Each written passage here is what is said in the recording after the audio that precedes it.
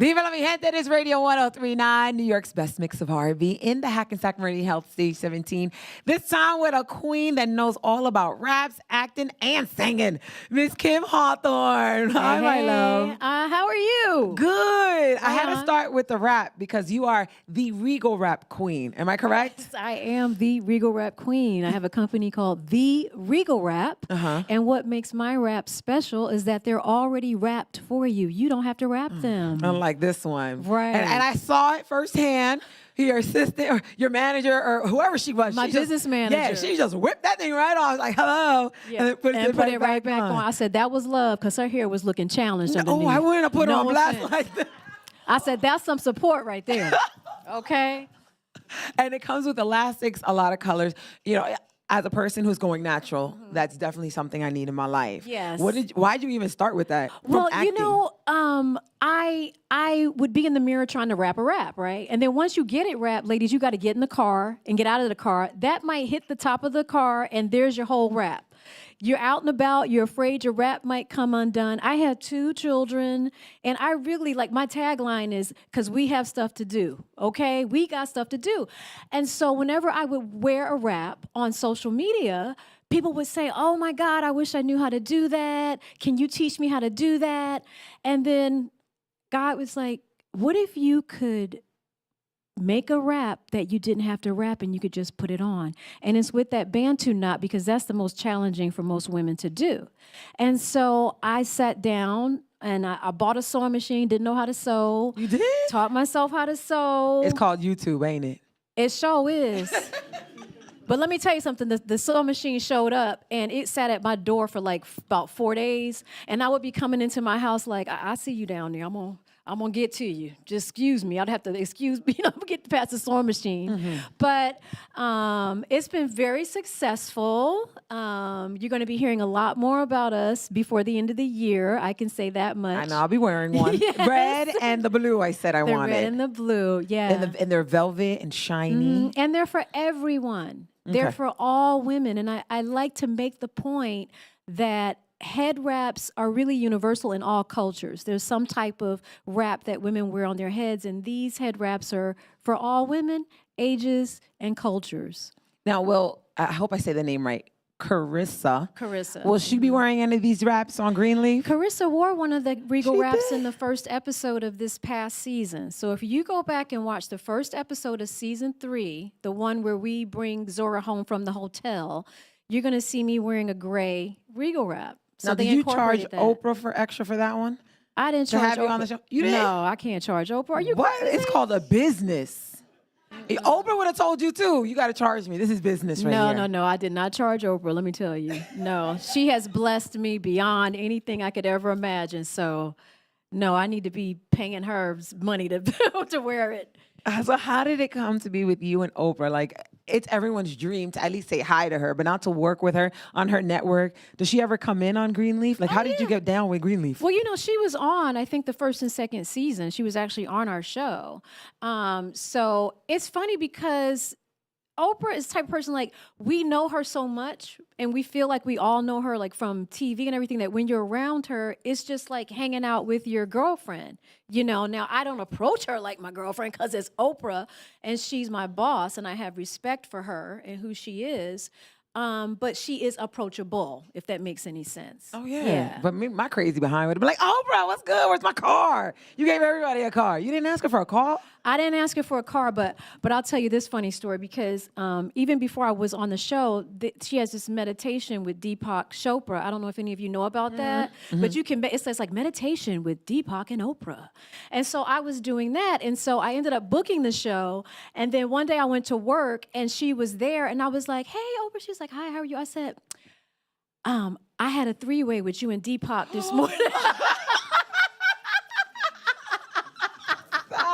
What did she say? She started cracking up. Oh, my God. I don't like, oh, okay. She started cracking up. And I think when I left that day, she was like, me and Deepak will see you later. I said, yes, you will, tomorrow morning. Oh, my God. Well, how do you land a gig like that? You hustle. You just do your hustle. You keep your head down and you do your work. You know, I've been doing this for over 30 years now. And if you look around, you're going to see me showing up on something on TV. I'm always on something, a TV, movie, something. So I've just been doing this for 30 years. And listen, I have been on shows where I literally sat across from a young lady who was a lead on a show, major network, and that had been her first audition. Her first audition.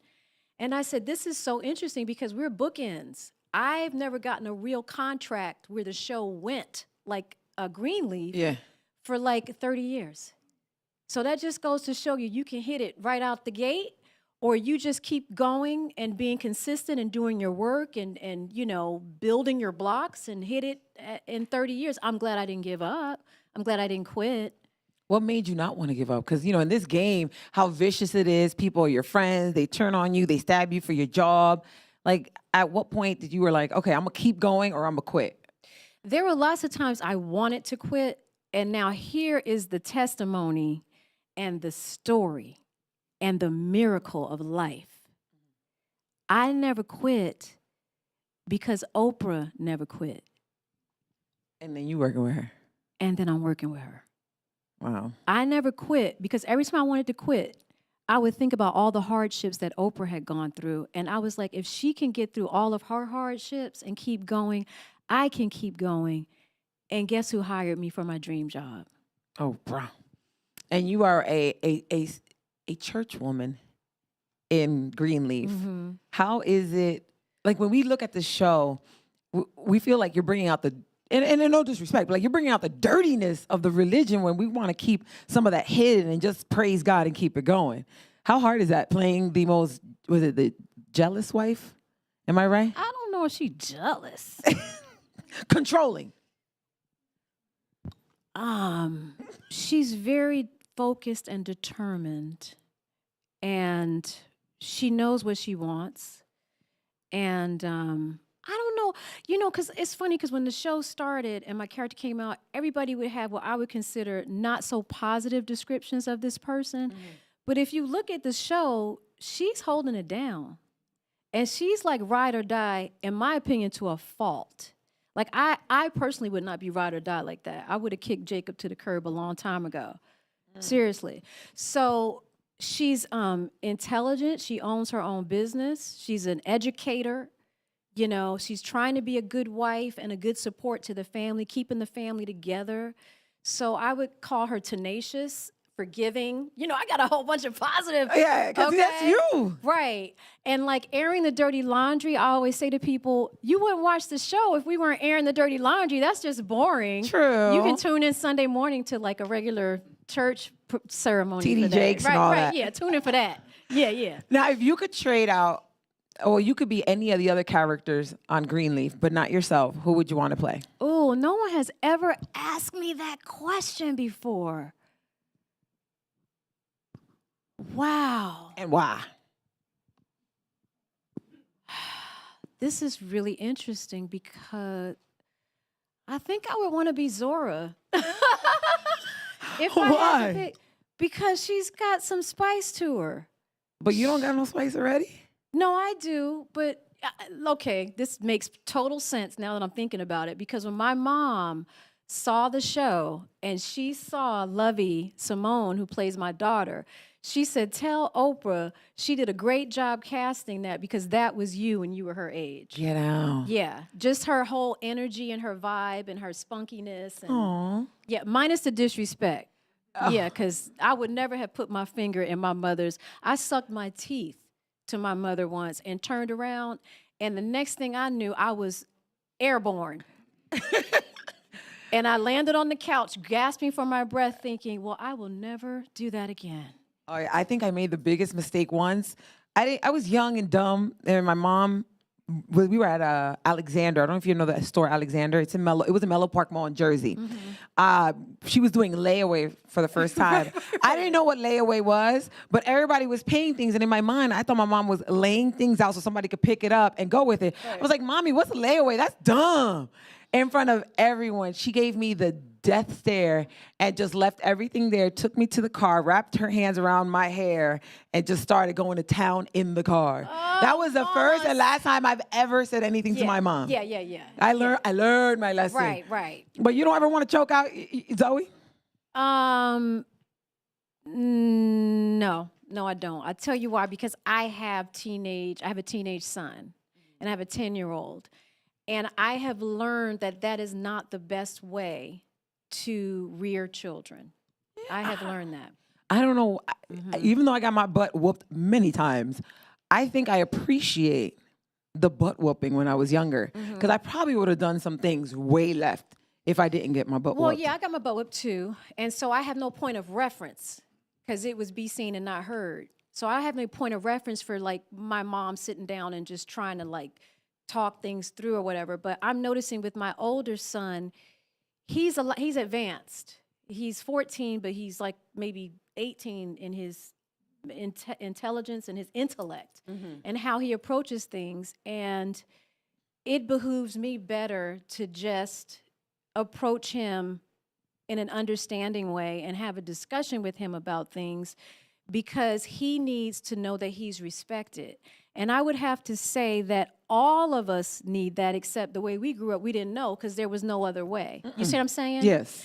But I learned with him that if I push too hard with him, I will push him away. So you could have a strict parent and it works. Like for me, it And made myself. me get straight A's and da-da-da.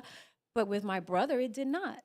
He went the other way. So I don't necessarily want to lay hands on my kids and threaten them and have them be afraid of me. I don't want to reach for the salt on the table and have them wince. I want them to see my hand come in and feel like they may get hugged. You see? Yeah. Well, how do you have conversations with him now with the times that we're in being an African-American man, or soon-to-be man, going out in the streets just to go play with their friends or hang out? We have not arguments, but very heated discussions about this because he says he does not want to live in fear. He's not going to be afraid. And he sees me telling him to be a certain way when he's out or look a certain way. He may want to go to the store. One time he wanted to go to a store and he just looked like somebody that somebody should be following around the store, you know? And I mean, I've gone in looking as hot as you and been followed around the store. So I said, son, please don't go like that. You don't want to get unwanted attention. You know, the things that we tell our kids. And he's like, he sees his friends that are not black that, you know, Get to do all that. they get to do all that. And he just wants to be free. He wants to be free to be. And I had to listen to him, you know, because I'll tell him the speeches that we got growing up. And he'll be like, it's not like that anymore, Mom. And I just say, well, keep living or whatever, you know. But a part of me, too, had to go, okay, wait a minute. It was different for me than when my parents grew up. Let me give him the benefit of the doubt of saying that he must know what kind of experiences he's having in his world right now at the age that he is, that could change and morph and whatever. But I can't just not give him credit or listen to him when he tells me it's not the same. So I've had to learn how to kind of back off on that. It kind of goes against everything I was taught. You know, and you want your children to be safe, you know, and sometimes I have to tell them, son, you might not want to hear this, but if you happen to be out with your friends and you happen to be the only African-American kid there, you're going to be the one they snatch up first. That's not, I was like, okay, you know. So it's like, I'm doing my best. And you know what I tell him? Because he's very headstrong. I don't know where he got that from, but he's very headstrong. And I just say, you know, you're going to have to make your own mistakes and live your own life. But I need to go to bed at night knowing that I told you what I thought I should tell you. Whether you want to take it and run with it is up to you. But at least I can lay down as your mother. I am your mother, and this is my responsibility. And so then that's all I can do. And leave it to God's hands. God is in the mix. That's the thing. I was talking to I had a spiritual advisor, and I was worried about my oldest, and she said, "Did God ever abandon you? Did he see you through on this, that, and the other?" And I said, "Yeah." And she said, "Well, then why wouldn't he do that for your son?" And that just lifted a weight up off of me. Because I know God's had me. And Always. he's had me this whole time. My son is just an extension of me, and all of that's connected. Amen. Say it again. My son is just an extension of me, and all of that's connected. See, that's the actor in me. I can hit it again, right? Retake. Okay. Now, tonight, we're in Newark, and you are hosting the Poetry Festival. The Dodge Poetry. The Dodge Poetry Festival. I asked you if you're going to do any poetry, but you said you're going to do... I am the MC, and then they have some poems that other people have written that I will be reciting, and then other people will actually be doing poems as well. Yep. Do you have a favorite poetry? No. No? No, I don't. I was trying to go through mine, and it wasn't really poetry. It was just a little rhyme. The kids rhyme, like Humpty Dumpty went up. That's all I know. Twinkle, Twinkle, Little Star. That's it. That's all you. I dare you to say that tonight. I won't be saying that. No. Although I have written poetry, I just didn't download mine in time to. Where can we find some? It's on my Facebook, like, tucked away somewhere where I couldn't even find it in time to say it for the poetry Listen, thing. the internet will find it. They will find it. What's the Facebook? What's the Instagram so everybody can follow you? My Plus Facebook the Regal Rap. Oh, the Regal Rap is The Regal Rap. That's on all socials. You can follow me at The Kim Hawthorne on all socials. Okay, Facebook, Twitter, Instagram, YouTube. And everything. Definitely check her out. Greenleaf, mi gente. It has been a pleasure. Kim Hawthorne. Tonight, Newark Art Festival. She will be at the Dodge Poetry Festival. And I will be at the Brown Girls Bar Crawl. We're going to be drinking and looking at art. Sorry you can't come, but she could maybe come through afterwards. Maybe. Radio 103.9, Hackensack Meridian Health, Stage 17.